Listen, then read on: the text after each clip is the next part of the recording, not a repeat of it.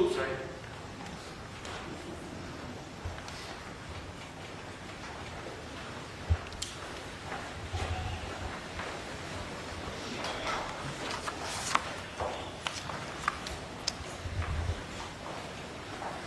Thank you all. Moments ago, the flags over the Capitol were lowered in memory of Senator Dianne Feinstein. As California's longest-serving senator, Senator Feinstein broke barriers and blazed a trail for women. Her career was, by any standards, historic. Speaking personally, I worked with the senator for quite some time, together on many different bills, but the one that I think stands out was our water legislation. It was historic. It was the first time in California history in more than 25 years that we were able to pass water. It was the WIN Act. And I remember the hours and the nights that we would have to work to try to work through, and the challenges. We come from different parties, we have different philosophies, but we put our state first. At the same time, Barbara Boxer opposed it. It was one of the last votes of the Senate. It had more than 70 votes at the time. And I believe at the end of the day, the trailblazing of the first woman elected mayor, even coming from a different party, inspired women from both sides of the aisle to seek elected office and to have their voices heard. My deepest condolences to her family, her colleagues, and to her staff. Last night, the House did something none of you sitting here thought we can do. The number of questions I could take from the number of weeks about doing appropriation bills. I told you, don't give up on us, because we're not giving up on the American people. We passed 3 appropriation bills: defense, state, and foreign ops, and homeland security. My biggest question is, I don't understand why the Democrats voted against funding the government. In all, we have 4 appropriation bills done. There's 12 overall to get done. It's the discretionary spending every year that government is supposed to do. We have now in the House passed more than 70% of the discretionary spending on appropriations. Need I remind you, how much has the Senate passed? 0. Not one appropriation bill has passed the Senate. We've done what many have said was impossible. When I became Speaker, I said we're going to change Washington. And we did that by keeping our commitment to restoring regular order. Bills that passed committee in June and July have been open for amendments for months. Struggled with a number of members who wouldn't allow it to come up, but I never gave up. 440 amendments were considered on the floor this week. And for those who are historians, we are the first Republican majority to pass the State and Foreign Ops bill through regular order since 2006. My entire political career as a member of Congress, the Republicans have never been able to do what they just did last night. As we continue to get conservative wins and return to regular order, we actually need a stopgap measure to allow the House to continue to finish its work, to make sure our military gets paid, to make sure our border agents get paid as we finish the job that we're supposed to do. Another reason for the stopgap is to address President Biden's historic failure on the southern border. This is how bad things have gotten under President Biden's watch. In 5 days, there's been more than 50,000 illegal border crossings. Put that in perspective, in just 5 days. That's more than twice as much as the average for the entire month in the last administration. A wide open policy hurts America. We've heard it from Democrat leaders across the country. But despite the chaos, the president still won't go to the border, setting new records every day. Fentanyl at an all-time high, killing Americans, and he refuses to go to the border. He's been one time in 50 years. One time in 50 years. He's had more dinners with Hunter Biden's foreign business partners than he has going to the border. Think about that for 1 minute. Something he said he's never done. He's done more than he's ever been to the border in 50 years. as an elected official.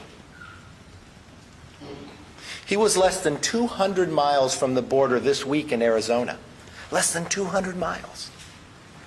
And he couldn't even stop by for an 87-second photo op. Really makes you believe that President Biden is deliberately letting this happen and trying to continue to ignore it. If Biden won't visit the border, why won't he at least listen to the Democratic leaders that are elected across this nation? Mayors of New York City says Biden's border policy will literally destroy the city of New York. Governor of New York says illegal immigrants should go somewhere else. The governor of Massachusetts declared a state of emergency. Mayor of El Paso says the city is at a breaking point. Mayor of Eagle Pass, Texas, says President Biden has abandoned them. Not one of these individuals is a Republican. Why does President Biden and congressional Democrats continue to ignore the border and ignore their own leaders? That is why I'm putting on the floor a stopgap measure that will fund the government and secure the border. No longer can the president ignore a problem he created that kills Americans every single day, destroys some of our greatest cities, and puts states in a state of emergency.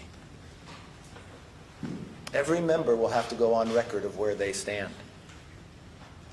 Are they willing to secure the border, or do they side with President Biden on an open border and vote against a measure to keep government open?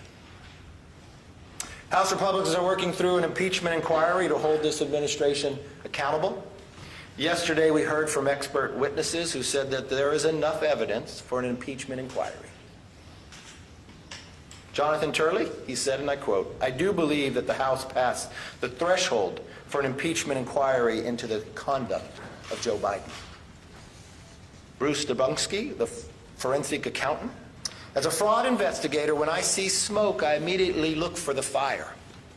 Why were members of the Biden family and close business associates receiving millions of dollars of payments from foreign entities and individuals?"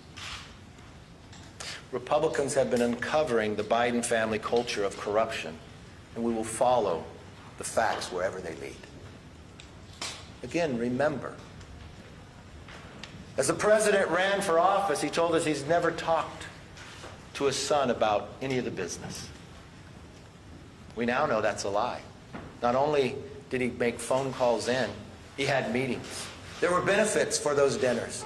A new Porsche, more than $3 million from a Russian oligarch, travels to 9 family members. As Chairman Comer announced, we are moving forward with subpoenas for Hunter and James Biden's personal and business bank records. The American people deserve to know the truth, and that's exactly what we're doing. This is not impeachment. This empowers the House to get the facts, to answer the questions the American people were wondering. With that, I'd like to turn it over to our chairman, Mr. Mark Green.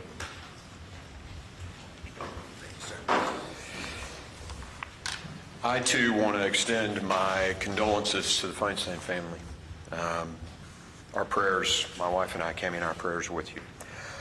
Speaker McCarthy, thank you for your leadership, for shining a light on what's going on at the border. I know last fall we made a trip down to the border and took a look. It's far worse now than it was then.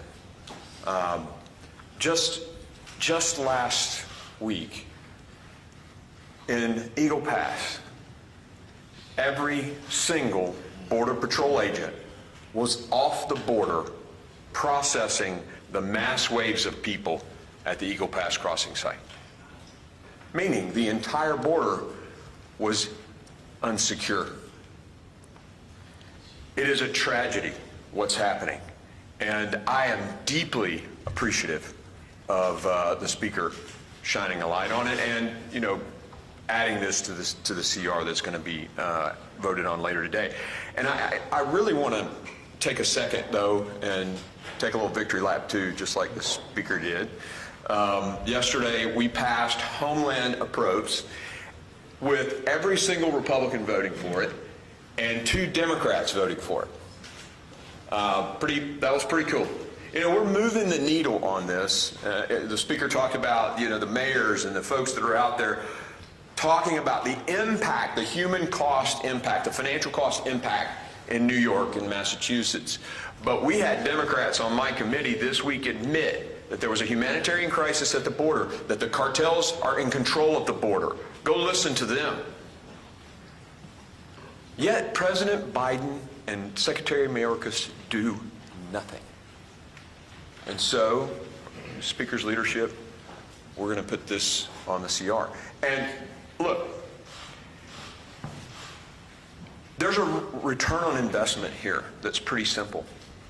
If you do a 30-day CR that costs X dollars and you shut the border down forever with H.R. 2, the strongest, best border security bill in the history of this country, you save hundreds of billions of dollars over those years and tens of thousands of American lives.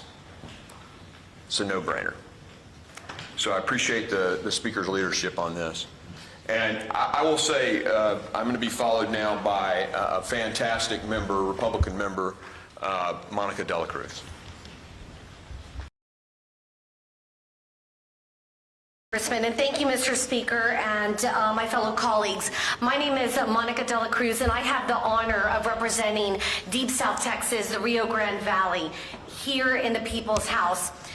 Joe Biden's reckless policies have left our border wide open. And you know, I can't even use the word border anymore because under Joe Biden, the word border does not exist.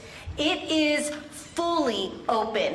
Just to give you an idea, in 2017, we had fewer than 25,000 border crossings per month. Per month. Right now, under the leadership of Joe Biden, we had 30,000 illegal border crossings in just 3 days. Do the math. 30,000 in just 3 days. This is not only affecting our local communities, but it is affecting communities all the way up to New York City. And we're going to hear from my fellow colleague about this. It's not just about the illegal immigration. It is about the drugs that are coming through our borders. I'm a mother of 2 children, and I worry every single day about what's coming across our border. In Nueces County, in the last year, they confiscated 2.5 gallons of fentanyl. 2.5 gallons. Think about that. 2 jugs of milk, 2 to 3 jugs of milk. That's enough to kill 2.5 times the population of Houston, Texas. And that's just what we've confiscated. There will be families sitting around the Thanksgiving table with a chair that's empty, missing a child, missing a husband, missing a parent because of Joe Biden's reckless policies. Under the Speaker's leadership, we made a commitment to America. And the Speaker and my colleagues and I have kept that commitment to America. We came to the RGV sector just recently when we had thousands of people crossing in Eagle Pass, Texas, just a couple of hours away. 7,500 people crossing in 2 days with a population of Eagle Pass, Texas that was only 28,000. Think about that. It is incredible. I introduced legislation this week to get our Border Patrol agents paid. God forbid we have a shutdown. Not only that, but I have introduced legislation that will ensure that if a stiff penalty will be given to those who flee Border Patrol and custom agents. We are working hard, but the president and too many Washington politicians have failed to act. The government is not a telenovela. We came here to lead and deliver results and solve problems, and most of us are here to do that. So today, will we vote to shut down the federal government, or will we vote to shut down the border? The choice will be made in just a couple of hours. I choose to stand with hardworking families. I choose to stand with Border Patrol and custom agents. And I choose to stand with American people who want a secure, Well, thank you very much, and good morning, everyone. I am proud to represent the southwest corner of Long Island that just borders New York City. And over the last couple of weeks here on Capitol Hill, much of the conversation and the rhetoric has been focused around the fact, focus your attention on what now has become a circular firing squad of Democrats just in my home state of New York. You have Mayor Adams, you have Governor Hochul, you have Secretary Mayorkas, you have President Biden and our so-called border czar, Kamala Harris, sitting around a circle, firing shots at one another because they have no idea how to make this disaster better. Mayor Adams, who I will tell you there's few things that we agree on, but I do agree with him on one. This issue, the fact that our borders are wide open, could destroy one of the greatest cities in America, New York City. People have actually said that the lights are dimming on Broadway because of the disaster that's been created. And what's the response? Well, a year ago, when everyone was saying, the people behind me were saying, that eventually every state would become a border state, we were coined as fearmongers. But now, you look at cities throughout this country, and they have been taken over by migrants. Over 100,000 migrants have came into New York City since spring of 2022. And Governor Hochul and Mayor Adams, throughout their campaigns, were there with open arms. Really had no plan in place. There's people on street corners. He's now set up shop in vacant warehouses at JFK Airport. Does anyone legitimately think that people come into this country for a better way of life, for the American dream, to live in a vacant warehouse, to allow migrants to live in our national parks? One of them being Floyd Bennett Field in Brooklyn.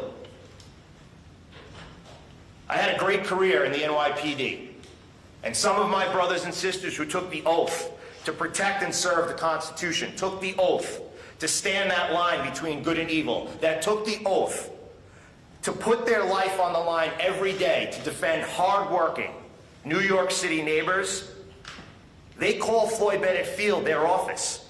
Scuba, aviation, special operations, and other members of the NYPD now have to share their office with illegal migrants.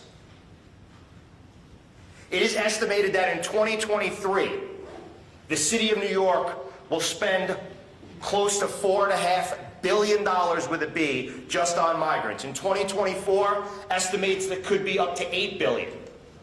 Chairman Green held a hearing the other day about the financial burden that migrants are causing on the United States of America. There were members of our committee that sat on that dais whose state's budget don't equal the amount of money that New York City is going to spend on migrants over the next couple of years. And the answer to that, Mayor Adams wants to cut city budgets by 15% over the next 9 months. The NYPD, the FDNY, emergency management, sanitary, the NYPD, they are getting cut 15%. And those are the agencies that are fighting each and every day to handle the migrant crisis. This has affected our schools. It's affected local businesses. Just yesterday, they announced that there's over 1,000 CVS's closing. Has to do with people walking in and walking out. We're dealing with it in New York City. It's affected every industry. And today we are going to take a stance. It's about standing up for America. Today is about moving America forward. The people that sent us here to govern, today we are going to govern. And I hope many of my colleagues will join in continuing to make sure that our government remains open and, most importantly, securing our border for generations to come. Mr. Speaker, thank you very much. Thank you, Anthony. And 70%, more than 70%, discretionary spending has approved inside this House. The Senate has done nothing. A little later today, we'll vote on a stopgap to keep government open and secure our border. It's a bipartisan bill that can keep government open. We hope Democrats will join with us. I hope Democrats don't vote to shut the government down. With that, let me take questions. Yes, sir. Mr. Speaker, you know full well in order to get a stopgap bill approved, you need to get support from the Democrats in the Senate and the White House. So why aren't you doing that? And what do you say to people who simply believe that the reason why you're not is because you're concerned about your own job? Really? So let's see. What has the White House done and what has the Senate done? They haven't passed one appropriation bill and they haven't passed They're any. trying to pass a CO right now on bipartisan lines. And they've been trying to pass appropriation bill too and they haven't done any of that. We have an opportunity here that if the White House won't listen to the governor of Massachusetts, the governor of the people that haven't done anything, but you have a body here that continues. So when the Senate was concerned about the price of oil now at $100, what have they done about that? Nothing. But we passed a bill that would lower the price of energy for all Americans. It's easy. I'm talking about the CR. Yeah, it's easy. Why not cut a deal on the CR? It's easy to surrender. If you want to, Democrats through the CR line, there's already over 9 Republicans that have said they will never vote for it. we'll see. I can't understand why someone would side with President Biden on keeping the border open. We'll see when the vote comes. If those individuals vote that way, you should ask them that question. Can you walk us through what you're expecting, not only later today, but heading into that Sunday to 12:01 a.m. deadline to fund the government? You know, you do need to get legislation through the Senate and get it signed in order to avoid a funding lapse. So what are you expecting and what is your plan? You know what's interesting? And I don't know. I don't have a degree in journalism. But if I phrase back the questions you asked me last week, you'd ask me, well, what do you expect to do when all your appropriation bills fail? Why do you assume when the Senate has done nothing and the House continues the act that I should do what the Senate does? Why, if we are a separate body that represents America, why can't we stand for America?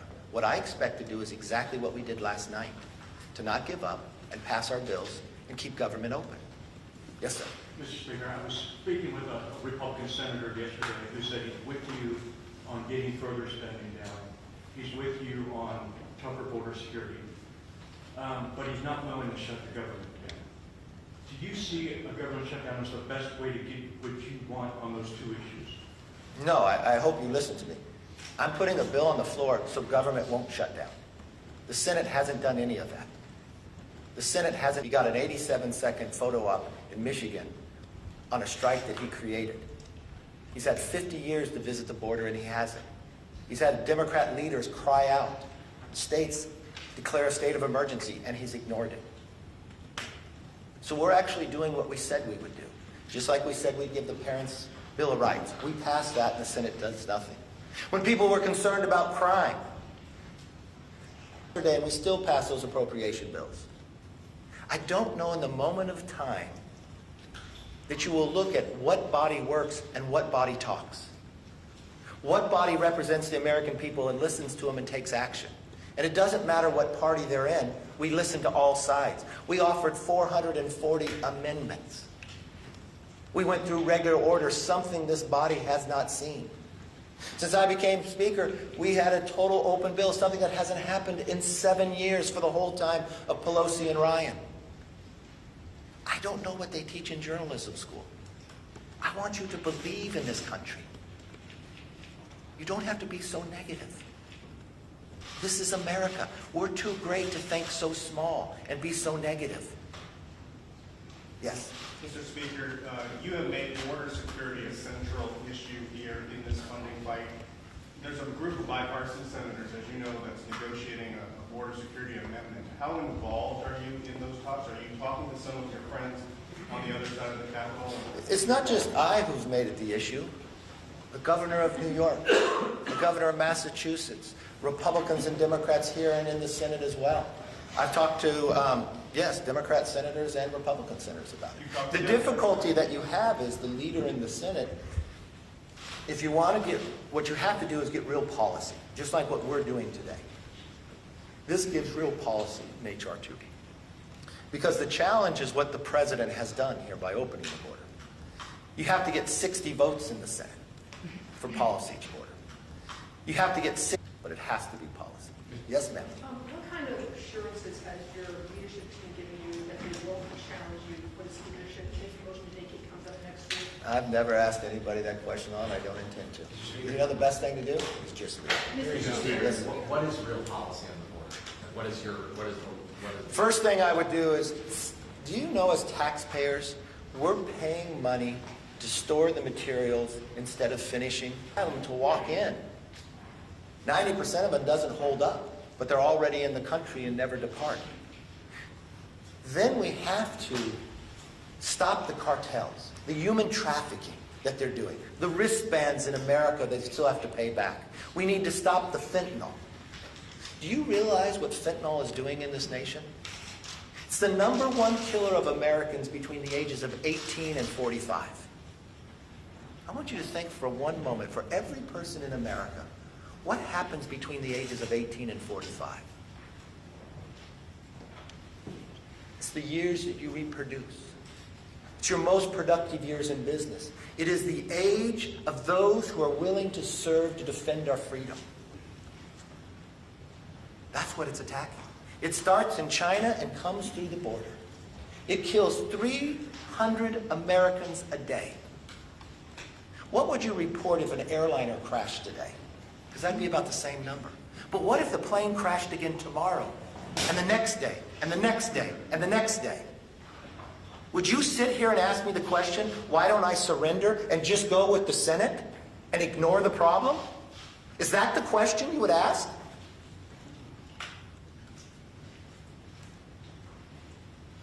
I pledged in taking this job to change Washington, to stand up for the American public. And that's exactly what we're doing. But if you want to, and that's exactly, if you want to just assume the status quo, if you believe allowing that to continue is the best place for the country, then I guess I'm not your speaker. But as long as I'm here, that's what I'll fight for. Mr. Speaker.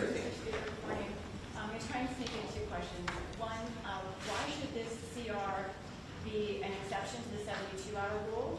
And then two, when you talk about the shutdown effects, your plans for... After the debt ceiling, when I came back, I said we needed this. Members on both sides of the aisle have been working towards this, and we added that into the stopgap funding bill.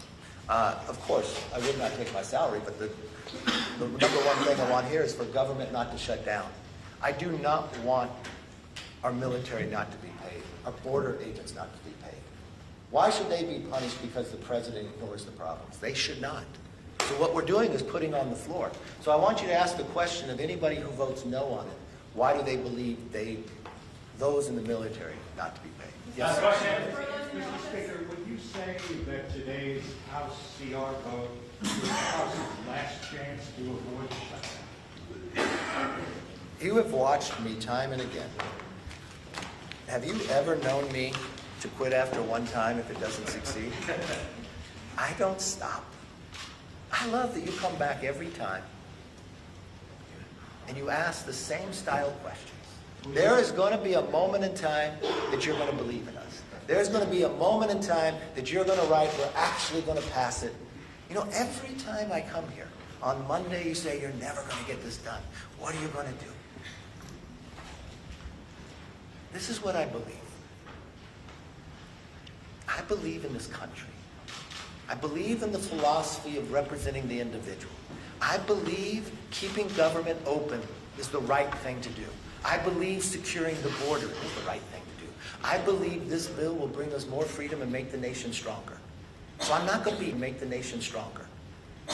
And you know what? Just as I'm not going to give up on the American people, I'm not going to give up on you. I'm not. One day you're going to be happy. One day you're going to enjoy your work. And one day you're going to believe we can solve our problems. Thank you. Have a good day.